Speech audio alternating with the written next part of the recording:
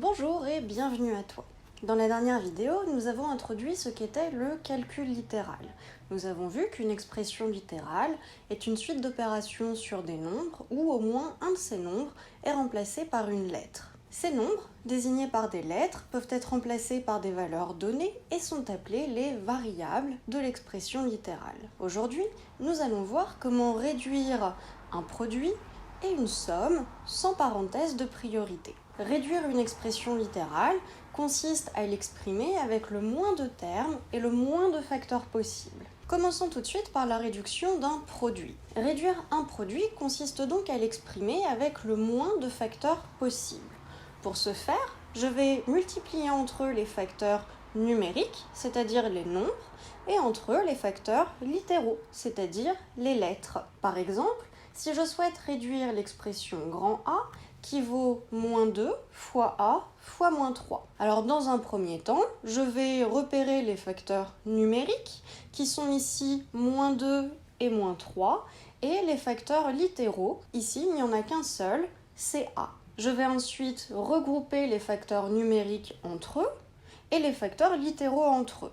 Ainsi, grand A est égal à moins 2 fois moins 3 fois A. En effet, on sait que dans un produit, on peut changer l'ordre des facteurs comme on le souhaite, ça ne change pas la valeur du produit. Je vais ensuite calculer le produit des facteurs numériques.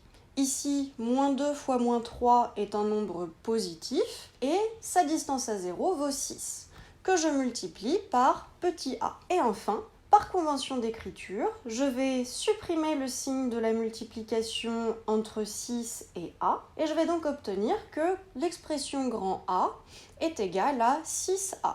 Voyons un second exemple, l'expression grand B, qui est égale à 2Z fois moins 5Y fois Z fois moins 1. Je vais commencer là encore par repérer les facteurs numériques et les facteurs littéraux en réintroduisant si nécessaire le symbole de la multiplication. Ainsi, l'expression grand B possède comme facteur numérique 2, moins 5 et moins 1.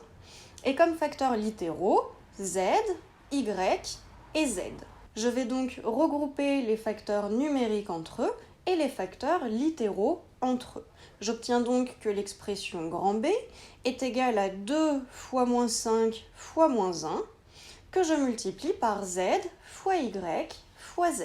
Le produit des facteurs numériques me donne 10. En effet, moins 5 fois moins 1 est un nombre positif, dont la distance à 0 vaut 1 fois 5, c'est-à-dire 5, que je multiplie par 2, 2 fois 5, qui vaut 10. Concernant les facteurs littéraux, je vais regrouper entre eux les deux Z et dire donc que B est égal à 10 fois Z fois Z fois Y. Il se trouve que le produit de Z par lui-même est égal à Z au carré. Ainsi, l'expression grand B vaut 10 fois Z au carré fois Y.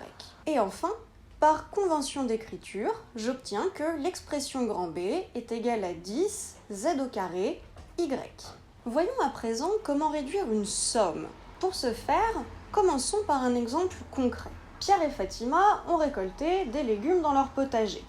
Pierre a ramassé 4 carottes, 3 pommes de terre et 2 courgettes. Voici son panier. Fatima, elle, a ramassé 5 carottes, 2 pommes de terre et 3 courgettes. Ils décident de réunir tous leurs légumes dans un seul et même panier. Cela va faire un total de 2 plus 3 courgettes, c'est-à-dire 5 courgettes. 3 plus 2 pommes de terre, c'est-à-dire 5 pommes de terre. Et enfin, 4 plus 5 carottes, c'est-à-dire 9 carottes. Ainsi, ce que nous avons fait, c'est que nous avons regroupé entre eux tous les légumes qui sont de la même famille. Les courgettes avec les courgettes, les pommes de terre avec les pommes de terre et les carottes avec les carottes. Dans le cas d'une expression littérale, c'est la même chose. Ainsi, réduire une somme consiste à l'exprimer avec le moins de termes possible. Pour ce faire, donc, nous regroupons les termes qui sont dits semblables.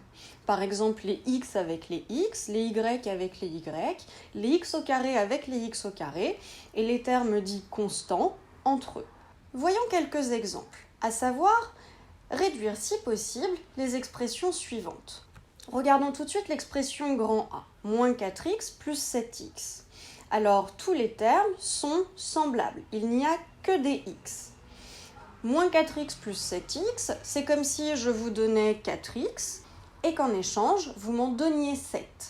C'est-à-dire moins 4 plus 7, x. Il nous restera un total de 3x. L'expression grand B, 5x plus 2, ne peut pas être réduite. En effet, nous avons ici un terme en x, à savoir 5x, et un terme constant qui est 2. Ces termes ne sont pas semblables, ils ne sont pas de la même famille. C'est comme si j'avais 5 carottes plus 2 patates, alors je n'ai pas 7 carottes ou 7 patates, j'aurai toujours 5 carottes et 2 patates.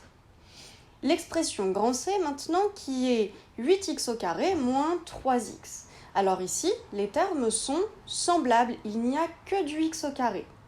Ainsi, 8x au carré moins 3x au carré est égal à 8 moins 3, x au carré. C'est comme si j'avais 8 courgettes et que je vous en donnais 3, alors il me restera un total de 5 courgettes, autrement dit 5x au carré. Voyons à présent l'expression grand E. 10x moins 8x au carré. Ici, les x et les x au carré ne sont pas semblables. C'est comme si j'avais des carottes et des patates. Alors je ne peux pas les réunir. Donc l'expression grand E ne peut pas être réduite, elle est déjà réduite au maximum. Pour finir, voyons l'expression grand G, qui est égale à 10x moins 5, moins 9x, moins 8. Alors ici, il y a des termes en x ainsi que des termes constants. Commençons par les regrouper entre eux. Nous avons 10x moins 9x, ainsi que moins 5, moins 8. 10x moins 9x peut être écrit comme étant égal à 10 moins 9x. En effet, c'est comme si j'avais 10 patates et que je vous en donnais 9, c'est donc égal à 10 moins 9 patates.